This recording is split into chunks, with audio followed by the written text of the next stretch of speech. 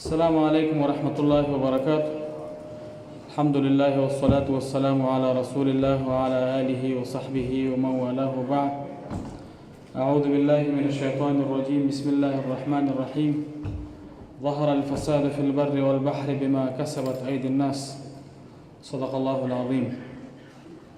افغانستان اسلامی امارت ریاست الوزراء محترم مقام محترم سیاسی مرستیال الحاج مولوی صاحب عبدالکبیر، د اسلامی امارت د کابینې قدرمنو غړو، درنو مشایخو، قدرمنو رئیس صاحبانو، درنو حاضرینو، د رسنیو درنو استازو او بهرنیو مېلمنو، ټولو ته په درنښت او احترام او د ټولو په اجازه لومړی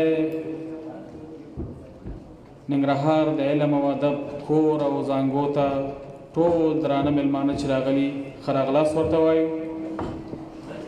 الله تعالی دې وکړي چې د دوی دا راتګ مبارک شي او ښه نتایج ورباندې مرتب شي. په دوهم قدم کې زه د دې کانفرانس د تدبیر په اړه صرف یوه نقطه ویل غواړم. هغه دا ده چې د افغانستان اسلامي امارت د لوړو زده کړو وزارت د څېړنې په برخه کې یوه لړۍ هغه د ملي او بین المللي کانفرانسونو انتخاب کړې ده چې په دې باندې پانګونه کوي او قدرمنو استادانو ته او د افغانستان پوهنتونونو ته په ملي قضایاو کې د علمي رسالت د ادا کولو فرصت برابروي. قدرمنو حاضرینو، تاسو ته شاید معلومه وي چې یو وخت په دې وطن کې دا تیر 20 کاله داسې تیر شوي دي چې د افغانستان په اوبو باندې چاته د مونوګراف د لیکلو اجازه نه وه. د افغانستان په ملي مسایلو باندې چاته د څېړنې د وړې څېړنې د کولو اجازه نه وه. موږ او تاسې ټول آګاه یو چې افغانستان په مطلق ډول د استقلال لور ته روان دی او یوه خبره هم ثابته ده چې نړۍ کې هر څه نسبي دي، په هغې کې استقلال هم نسبي دی، په هغې کې حریت هم نسبي دی. چې په حق کې خلک نسبیت مني نو په دې مسایلو کې خامخا مني. نړۍ اوس د دې قایله نه ده چې یو څوک د مطلقاً په حق وي یا د مطلقاً په باطل وي.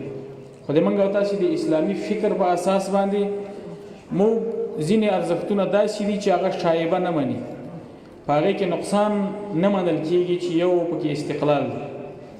موږ الحمدلله په د روان کال په جریان کې 4-5 ملي کانفرانسونه درلودل چې د افغانستان په ملي مسایلو باندې د موږ درانه استادان بوخت شول او درون بحث ورباندې وکړ او دغه کانفرانسونه به انشاءالله جریان لري. زموږ را روان کال به د څېړنې په هکله او د علمي کارونو په هکله یو ډېر ښه کال وي انشاءالله. د منظمې پلانګذارۍ په اساس به انشاءالله موږ او تاسې مخکې ځو. قدرمنو، د موږ سږکال 2 نړیوال کانفرانسونه وو. یو دا دی چې د اقلیم د تغییر یا موسمي بدلون په اړه دی چې قدرمن استادان به تخصصي مقالې سبا ورځ په 6 تالارونو کې راکوي او د موږ محترم مشران به نن د افغانستان د حق په هکله چې په دغه مورد کې لري او نړۍ سره د موږ کوم حق پاتې دی په دې برخه کې، نړۍ چې موږ سره په دې برخه کې کوم ظلم کوي او موږ چې په دې برخه کې کوم مظلومیت لرو، دا غږ به انشاءالله موږ نن پورته کوو. قدرمنو، موږ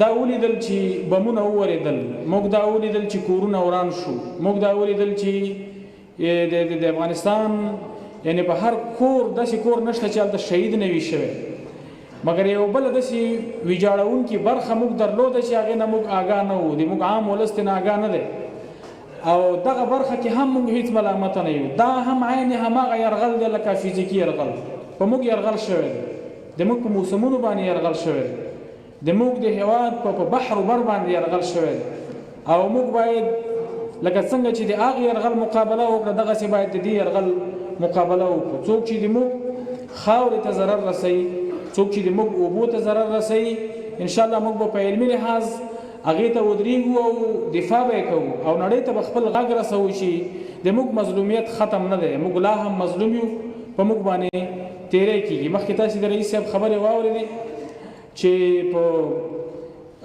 دوبۍ کې یو کانفرانس وشو د همدې موضوع په ارتباط و چې هغه صنعتي هیوادونه چې د موسمي بدلون سبب شوي دي، عاملین دي او لاس پکې لري، هغوی باید دغسې فقیرو هیوادونو ته د دې سببیت تاوان ورکړي، دغه د خپل عمل تاوان باید د هیوادونو ته ورکړي چې دوی په پښو ودرېږي او دغه اثرات کم کړي. خو له بده مرغه هغسې توجه افغانستان ته ونه شو. نو د دغې کانفرانس له لارې به یو هغه د څېړنې د شیوو او د رویو سره سره یوه ګټه دا وي چې موږ به نړۍ ته خپل غږ رسوو چې په دغه برخه کې به موږ باندې ظلم شوی دی او باید د عدالت په سترګو دې موضوع ته وکتل شي. قدرمنو، دوهمه نقطه چې زه دلته یادول غواړم هغه دا ده، دغه موضوعات په نړۍ کې ډېر تشریفاتي بحث کېږي، دغسې موضوعات په نړۍ کې ډېر شکلي بحث کېږي، خو د موږ او تاسې په ثقافت کې په تاریخ کې شکلیات ماضي د شکلیاتو دپاره معتبر دي، خو د اساسي او جوهري مسایلو په اړه بحث هغه عمیق وي، هغې کې موږ یوازې خبره نه منو، هغې کې موږ عمل هم غواړو. داسې یو کار چې یوازې شعار لري او هغه عمل نه لري په اسلامي ثقافت کې د دې کوم مثال نشته. موږ چې څه وایو هغه کول غواړو. دا یوه نړیواله مسله ده، دې موضوع سره یوازې افغانستان مخ نه دی، دې سره ټوله نړۍ مخ ده، خو ځینې هیوادونه ورسره ډېر زیات مخ دي لکه افغانستان. موږ وایو چې نړۍ د دې موضوع سره شکلي تعامل نه کوي، نړۍ دې په هغې موضوعاتو کې چې د بشر ژوند د ستونزې سره مخامخ وي تشریفات دې نه کوي. کله چې انساني ټولنې د انساني ټولنو د ژوند ډولونه هغه د خطر سره مخ وي، نړۍ دې په هغې کې تشریفات نه کوي بلکې د بشریت د ژغورلو کوشش دې وکړي. او موږ په خپله د اسلام منونکي او مسلمانانو په توګه دا دعوه لرو چې د بشریت ژغورل دا یوازې د مسلمانانو کار دی او یوازې مسلمانان باید د نړۍ د بشریت په هکله هغسې فکر وکړي څه ډول چې لازم دی. په همدې خاطر موږ د اسلامي لیدلوري نه دې موضوع ته راداخلېږو او نړۍ ته وایو چې موږ په دې موضوع کې یوازې دعوه نه کوو بلکې د عمل تر سرحده پورې به ځو انشاءالله او کوشش به کوو چې دغه موضوعاتو سره یو ډېر واقعي او حقبین برخورد وشي ان شاء الله تعالی.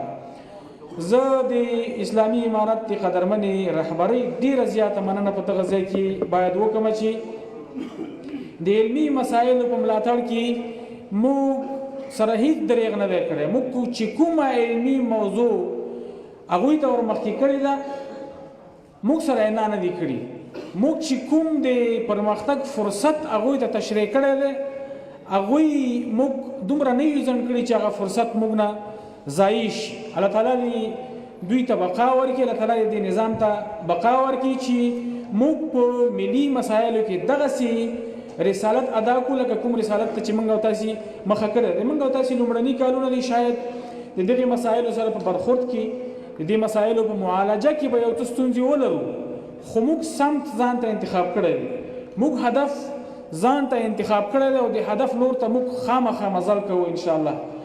موږ ځان ته مراحل ټاکلي دي او د دغې مراحلو د طی کولو نه وروسته به انشاءالله موږ ځان هدف ته رسوو.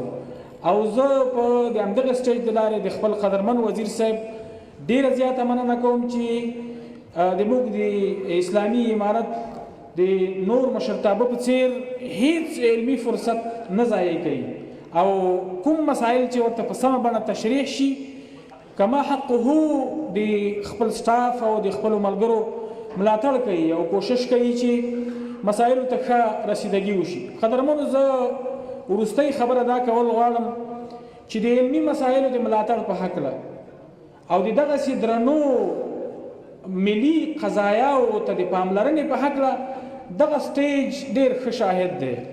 په دومره لوړه کچه حضور د پلازمینې نه دومره لرې دا د دې شاهدي ورکوي چې دا قضیه موږ ته څومره مهمه ده. دا په دې دلالت کوي چې علمي مسایل موږ ته څومره مهم دي. دا په دې باندې دلالت کوي چې زموږ مشران د کوم لیدلوري خاوندان دي مسائل او قضایاو ته د کوم منظور نه ورګوري، د کوم نقطه نظر نه ورګوري. قدرمنو مو چې په دغه ټول د یو کال کې کوم کانفرنسونه کړي ټول هغه مسایل دي چې یا طبیعي علومو پورې تړاو لري یا د ساینس او ټکنالوژي پورې تړاو لري. کومې خبرې چې د موږ د نظام په حقله، د موږ د تعلیمي سیستم په حقله خلک دا کوي چې دلته سرمایه گذاري په بل شي روانه ده. څوک دې په دې ټول کال کې ثابته کړي چې د لوړو زده کړو وزارت کوم ملي او بین المللي کانفرنس په یو همیشي یو د حاشیوي موضوع باندې کړي او یا د علم موضوع ته پورا پاملرنه نه کړي. تاسو دا موضوعات وګورئ، موږ ټول هغه قضایا انتخاب کړي دي چې هغه ملي قضایا دي او د افغانستان د راتلونکي لپاره حیاتي موضوعات دي. ان شاء الله پر راتلونکي کې به هم موږ تاسو دغه درنو علمي ملي او بین المللي کانفرنسونو شاهدان یو. زه ور بیا د قدرمن سیاسي مرستیال سے او دغه ډول د قدرمنې کابینې د غړو ډیره زیاته مننه کوم چې د موږ هر کانفرنس ته ډیره ښه رسیدګي کړې ده او خپل د موږ د کانفرنسونو درنښت او وقار یې موږ ته ساتلی دی. او باید یاد کړم چې د دې کانفرنس تدویر په هکله چې موږ ته د چاپیریال ساتنې محترمې ادارې کومې مشورې راکړي دي او موږ سره کومه همکاري کړې ده په د دې کانفرنس تنظیم په هکله د دوی ډیره زیاته مننه کوم. دغه ډول د خپل وزارت د هغه سټاف چې موږ سره په دغه برخه کې انتهایی ډیر دخیل پاتې شوي دي. د تحقیق د رئیس ډیره زیاته مننه کوو، د مالی او حسابي رئیس ډیره زیاته مننه کوو، د ټولو رئیس صاحبانو د ننګرهار پوهنتون ډیره زیاته مننه کوو چې دغسې یو درانه بار د خپلې اوږې ورکړې او دغه مسؤلیت سرته رسوي. الله تعالی دې وکړي چې د موږ را روان کانفرنسونه تر دې ښه اوسي. موږ را روان نړیوال کانفرنس په کابل پوهنتون کې لرو، د زرغون انقلاب کانفرنس دی انشاءالله، او ورپسې بل کانفرنس په بدخشان کې لرو، جاذبه‌های گردشګري در افغانستان، او یو نړیوال کانفرنس د اوبو کانفرنس په نوم په پولی تخنیک پوهنتون کې لرو چې د افغانستان یو ډیره حیاتي موضوع ده. او موږ ان شاء الله د خپل علمي لاسته راوړنې لپاره مالی زیان ته نه موږ ګورو او نه د موږ مشرتابه ورته ګوري. څومره چې په دې مسایلو باندې مصرف کیږي هغومره الحمدلله د موږ مشران سخا کوي. الله تعالی دې ټولو ته خیر او برکت ورکړي په دې هیله چې د موږ دا کانفرنس ښې لاسته راوړنې ولري او موږ ښه نتایج د پالیسي جوړونکو اړخونو ته وړاندې کړو. السلام علیکم ورحمت الله وبرکاته.